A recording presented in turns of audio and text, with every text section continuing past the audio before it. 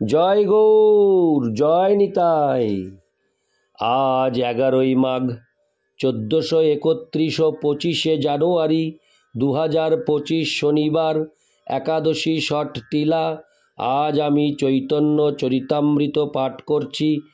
আজ আমি পাঠ করছি শ্রী চৈতন্য চরিতামৃতের আদি লীলা ষোড়শ পরিচ্ছেদ, শ্রী চৈতন্য মহাপ্রভুর কৈশোর লীলার শ্লোক 60 থেকে 73। অডিওর শুরুতে আমার সকল ভক্তিমতী মা ও ভক্তবৃন্দের শ্রীচরণে আমার একটি মিনতি, আপনারা আমাকে প্রচুর পরিমাণে আশীর্বাদ করুন, যাতে আমি আমার এই মহাযজ্ঞ অর্থাৎ শ্রী চৈতন্য চরিতামৃত পাঠ করে সর্বত্র প্রচার করার যে মহাযজ্ঞ আমি সংকল্প করেছি, এই সংকল্পটি যাতে আমি পূর্ণ করতে পারি আমার মানব জীবনে, তার জন্য আপনাদের আশীর্বাদ আমার একমাত্র ভরসা। সেই জন্য আপনারা কমেন্টসে একটি করে আশীর্বাদ আমার জন্য উপহার করুন। শ্লোক 60। দ্বিতীয় শব্দ বিধেয়, তাহা পড়িল সমাসে, লক্ষ্মীর সমতা অর্থ করিল বিনাশে। শ্লোকার্থ: যেহেতু দ্বিতীয় শব্দটি বিধেয়, তাই সমাসে লক্ষ্মীর সমতা অর্থ বিনষ্ট হয়েছে। ইতি শ্লোক 60। শ্লোক 61। অবিমৃষ্ট বিধেয়াংশ, এই দোষের নাম। আর এক দোষ আছে, শুনো সাবধান। শ্লোকার্থ: কেবল অবিমৃষ্ট বিধেয়াংশ দোষই নয়, তাতে আরেকটি দোষও আছে, যা আমি আপনাকে দেখাবো। দয়া করে আপনি সাবধানতার সঙ্গে তা শুনুন।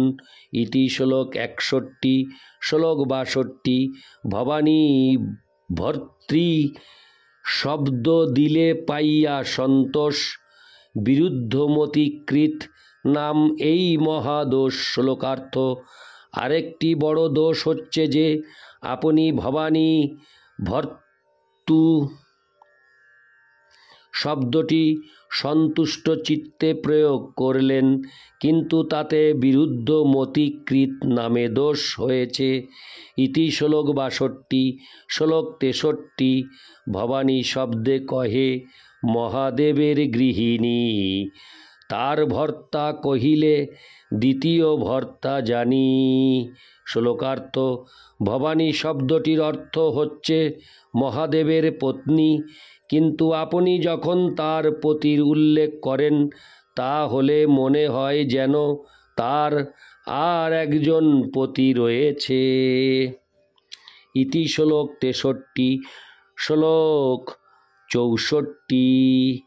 শিব পত্নীর ভর্তা, ইহা শুনিতে বিরুদ্ধ, বিরুদ্ধমতিকৃত শব্দ, শাস্ত্রে নহে শুদ্ধ। শ্লোকার্থ: শিবপত্নীর ভর্তা এই শব্দটি পরস্পর বিরোধী শোনায়। এই ধরনের শব্দের প্রয়োগকে শাস্ত্রে বিরুদ্ধমতিকৃত নামক দোষ বলে বর্ণনা করা হয়। ইতি শ্লোক 64। শ্লোক 65।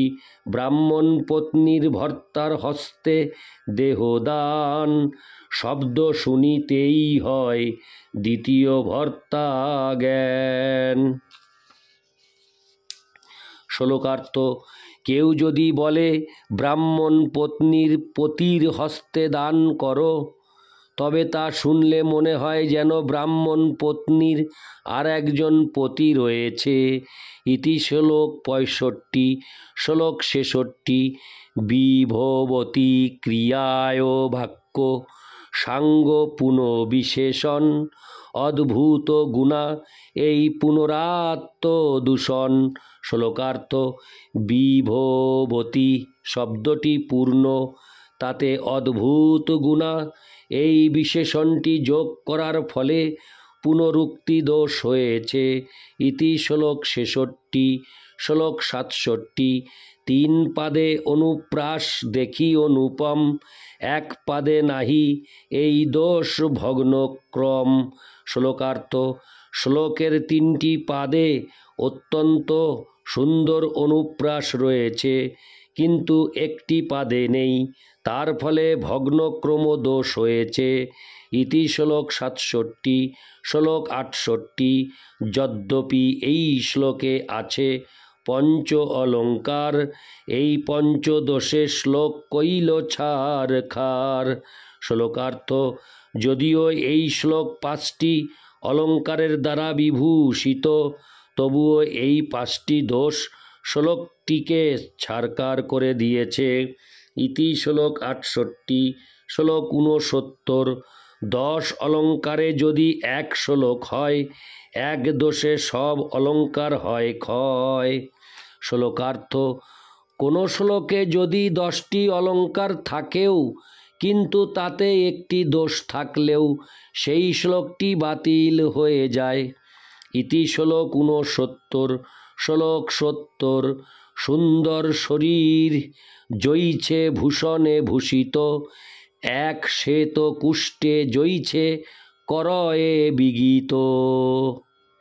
শ্লোকার্থ: কারো সুন্দর শরীর নানা অলঙ্কারে ভূষিত থাকতে পারে, কিন্তু তাতে যদি শ্বেত কুষ্ঠের একটি দাগও থাকে, তাহলে সেই শরীরটি শ্রীহীন দেখায়।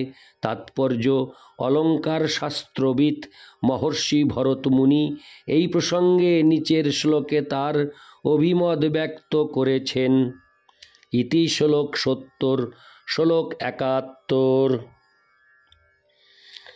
রসালঙ্কারবৎ কাব্যং দোষযুক চেদ্বিভূষিতম সদ্যপু সুন্দরমপি চিত্রেন্নৈকেন দুর্ভগম। অনুবাদ: নানা অলঙ্কারে বিভূষিত সুন্দর শরীর শ্বেতকুষ্ঠযুক্ত হলে যেমন শ্রীহীন হয়, তেমনি অনুপ্রাস, উপমা আদি অলঙ্কারের দ্বারা ভূষিত কাব্যও দোষযুক্ত হলে সেই রকম হয়। ইতি শ্লোক 71। শ্লোক 72। পঞ্চ অলঙ্কারের এবে শুনহ বিচার, 2 শব্দালঙ্কার 3 অর্থ অলঙ্কার। শ্লোকার্থ: এখন আপনি 5টি অলঙ্কারের বিচার শুনুন।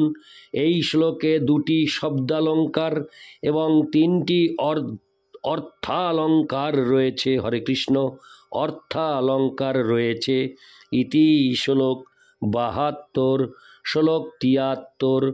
শব্দালঙ্কার 3 পাদে আছে অনুপ্রাস, শ্রীলক্ষ্মী শব্দে পুনরুক্ত বদাভাস।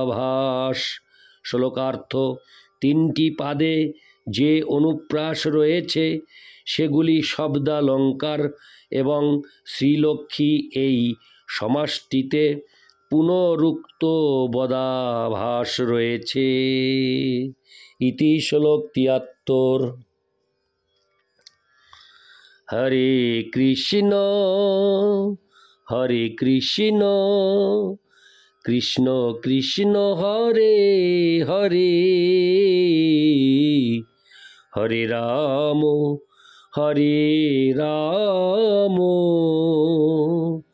রাম রাম হরে হরে।